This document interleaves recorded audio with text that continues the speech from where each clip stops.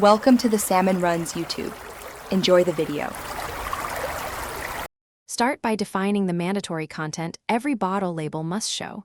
Include brand name, wine type, vintage year, net content 750 ml, and alcohol 13. 5% by volume on the principal display.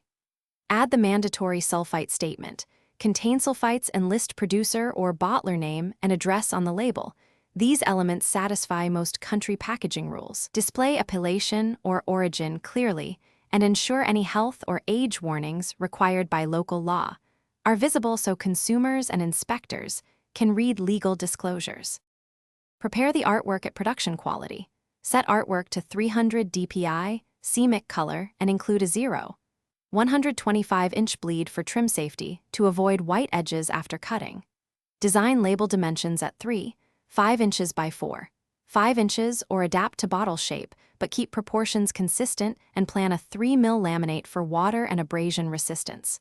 Use clear fonts at 1014 pt for mandatory text. Keep contrast high for legibility on glass, and avoid decorative scripts for small legal wording. Before full production, print a proof with color swatches and check Pantone or CMYK matches before full runs to avoid costly mistakes.